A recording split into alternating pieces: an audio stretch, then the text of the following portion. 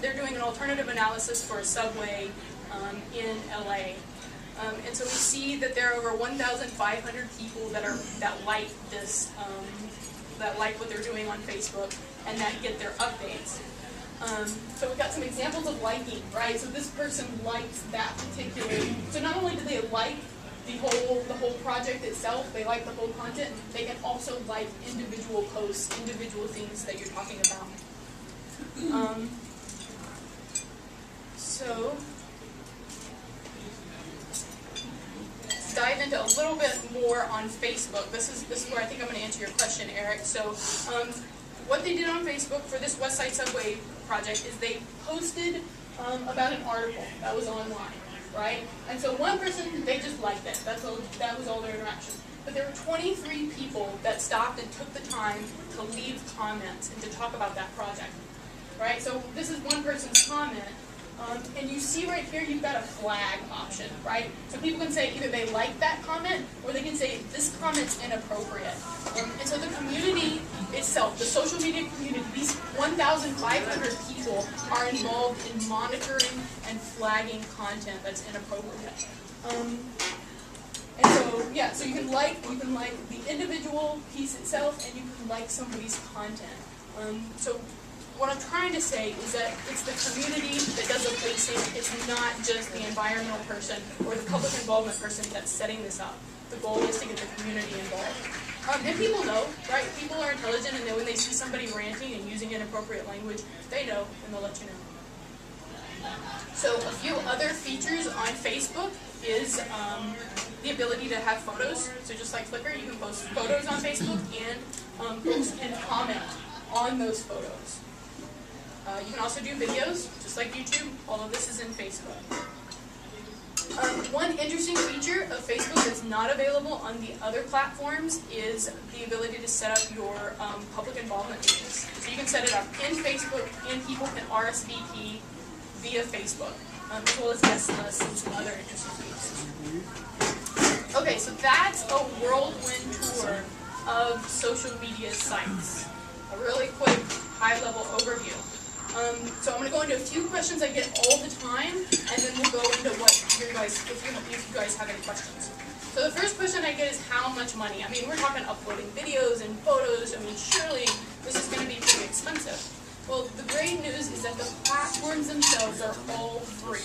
It doesn't cost you anything to sign up for a YouTube account, a Facebook account, that kind of thing. So the platforms themselves are free. And so then the follow-up question I get is, of course, how much time does social media take? And I hate to use a cop-out, but it depends. It depends on what your goals are and what you want to accomplish. I could see somebody setting up a Twitter account, sending out 140 tweets on their project once a week. That would literally be 5 minutes of time, plus maybe 30 minutes to set up the Twitter account. So you could minimize the time if that's important to you. However, it depends on what the goals of your project are. That's probably not going to be enough if you have, the West Side Subway project, or maybe the Honolulu, Hawaii project, these larger GISs. You may want to invest some more time and have a larger strategy. There are some tools out there that I highly recommend that allow you to hook the different social media platforms up together. The tool I use is called Hootsuite. It's absolutely free. And so what Hootsuite allows me to do is if I write a blog post on Cubit's blog, I can also, at the same platform piece, send out a tweet and send out an update to the Facebook page. I don't have to log into 3 different sites, create 3 different chunks of content. It's all the same content, and it goes out automatically.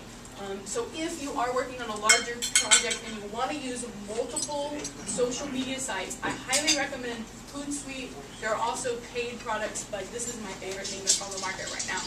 That could change in a week, but for right now, that's the best one out there. Okay, so here's the other question I get all the time is administrative records. So somebody's sending in, all these comments. Do the comments on the projects, are they going to be part of the administrative record? The majority of projects out there right now say no. Comments via social media sites are not going to be included in our AR. And that includes the 4 links for the 281 project, the 1% project, and the Rosemont GIS project.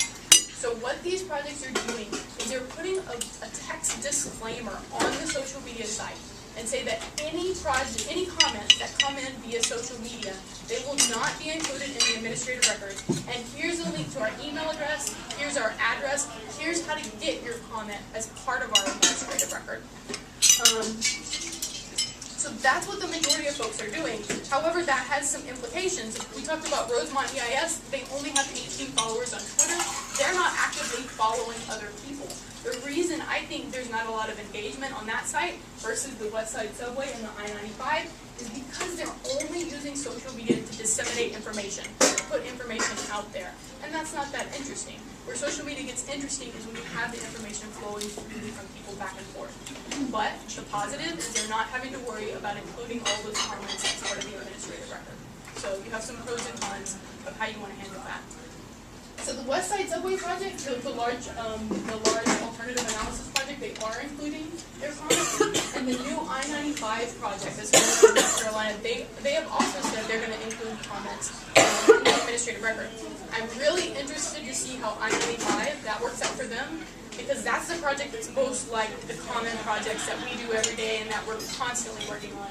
So I'm really interested to see how these guys go about incorporating comments into the administrative record. There are tools out there that can help you take the comments from the social media platform and bring them into Word or Excel or whatever, whatever program that you prefer to use. That's not difficult. In fact, it's probably easier to get comments out of Twitter and Facebook because they're already in electronic format than it is to take, verbal comments at a public hearing and get that into electronic format. So it's technologically speaking, it's not difficult to do. Okay, so we've done a really high-level, broad overview about social media and environmental projects. Where do you go to get more information? So 3 people that are talking about it a lot today. This is Daryl Cole. Can't really see the photo. Anyway, this is Daryl Cole. He works with Carson Brinkerhoff in Louisiana. He's a communications strategy guy. His Twitter handle, of course, you got to reach him on Twitter, is @transpr. So he's tweeting, he's putting a lot of content out, a lot of information out about using social media for environmental projects. Ryan Link, he is with Michael Baker in Virginia, the Virginia office, I believe. 2 of the projects we've talked about today are Ryan Link's projects. What those guys are doing are above and beyond what I've seen anybody else doing. So if you have questions about how do I talk to an agency about possibly including social media as part of my public involvement plan. If you want to talk to them about, okay, how do I help people make a decision about including comments in the administrative record versus not, these are the 2 guys I would point to because they're the ones that are doing it right now today.